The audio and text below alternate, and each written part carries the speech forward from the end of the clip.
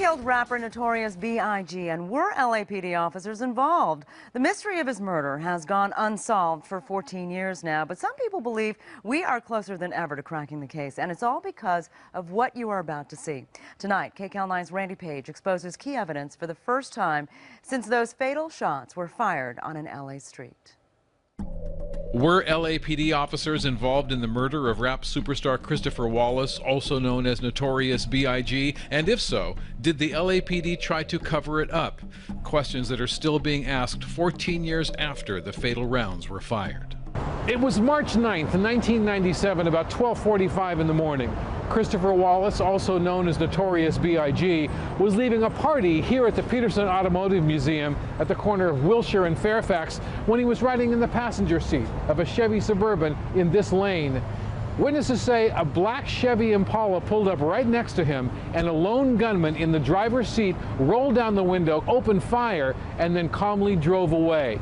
8 years later, in 2005, a civil trial brought by the Wallace family against the city exposed evidence the LAPD failed to produce that suggests two rogue police officers, David Mack and Rafael Perez, while not fitting the description of the gunman, may have been involved in the murder of the rapper also known as Biggie Smalls. This potentially explosive evidence involves an alleged conversation between former LAPD officer Rafael Perez and Perez's cellmate in the LA County Jail. In a moment, we will reveal for the first time portions of that inmate's potentially explosive statement, but first, some background. Death Row Records was the label that promoted another rap superstar, Tupac Shakur, who was murdered in Las Vegas months before.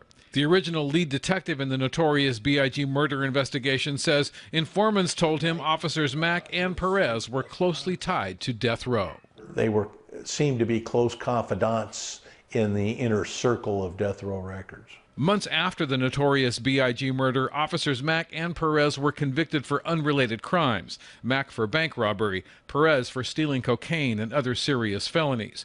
According to this court record revealed now for the first time, Perez's cellmate told investigators Perez and Mack were involved in Death Row Records. Perez got involved in Death Row through Mack. They went to all their parties and stuff, the inmate testified. But there's more. The inmate also told investigators Perez told him he was at the scene of the Notorious B.I.G. murder. Perez was working security. Perez had a cell phone. Perez said he called over to Mack, David Mack, on his cell phone. Perez told Mack that Biggie Smalls was in his truck. Perez never said that he set up Biggie Smalls, but I have heard that he had something to do with that murder.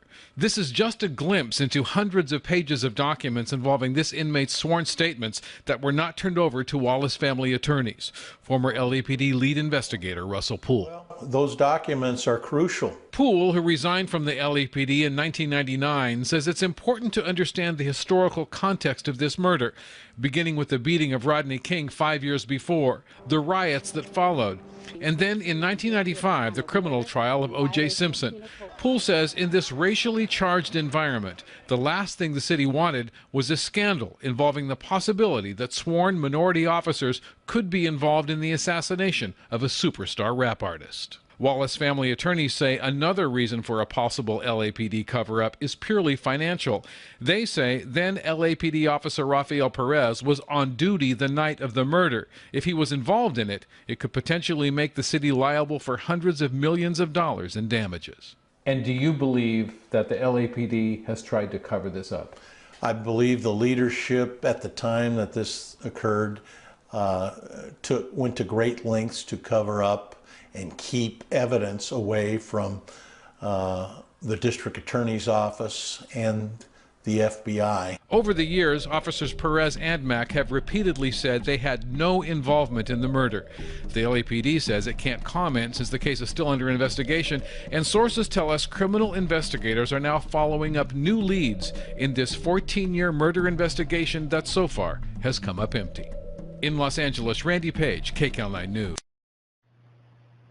Nearly 14 years after one of rap music's biggest superstars was gunned down on an LA street, we reveal a portion of the explosive evidence that resulted in a civil mistrial and raises questions about a possible LAPD cover-up.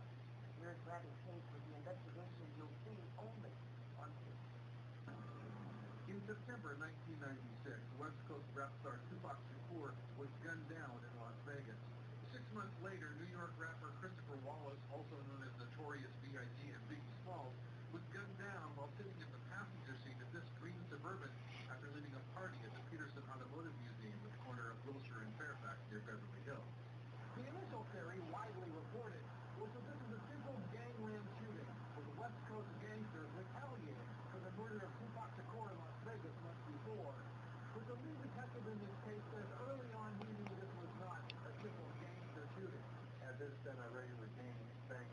shooting, we would have solved it within a couple of weeks. A few months later, LAPD officer David Mack was arrested for a bank robbery at a South LA Bank of America. Surveillance photos show Mack as he made away with more than $700,000 in cash. Russell Poole, the former robbery homicide detective who was the original lead detective on the case, says this document, never before revealed to the public, shows items recovered from Mack's home, and this one is a chill on his spine. Anybody that's in possession of a silencer, you've got to ask one question: why? A witness picked out Mack from this photo lineup, saying Mack was at the Peterson Museum at the time of the murder. Poole learned David Mack owned a black Chevy Impala, like the one driven by the assassin in the Wallace murder. Then, LAPD officer Rafael Perez was arrested for the theft of cocaine from an LAPD evidence locker. Poole learned Mack and Perez were close friends, then found connections to Death Row Records, Tupac Shakur's record label. We learned that David Mack and Rafael Perez were present at different Death Row functions and also worked some private security work for Death Row. Poole says neither Mack nor Perez fit the description of the gunman, but when any evidence surfaced pointing to their possible involvement in the murder, his commanding officers told him to back off. I felt that the department betrayed me. In 2005, during a civil trial brought against the city by the Wallace family, the federal judge declared a mistrial after the LAPD withheld potentially explosive information provided by an inmate who shared a cell with Rafael Perez. The judge wrote, "The impact of this new information, which links both former LAPD officer David Mack and former LAPD officer Rafael Perez with the Wallace murder, could be of great significance to the plaintiffs. Details have been kept secret ever since, but we have obtained this court transcript that contains a portion of the inmate's statement that had been hidden inside a locked drawer at the LAPD Robbery Homicide Division." The informant said Perez told him he was at the show where Biggie Smalls was killed. Perez was working security, where the cellmate told the investigator. Perez had a cell phone. Perez said he called over to Mack, David Mack, on his cell phone. Perez told Mack that Biggie Smalls was in his truck and kicking it with someone else in his truck. Perez said later that Biggie Smalls got shot up in the car. Perez never said that he set up Biggie Smalls, but I've heard that he, meaning Perez, had something to do with the murder.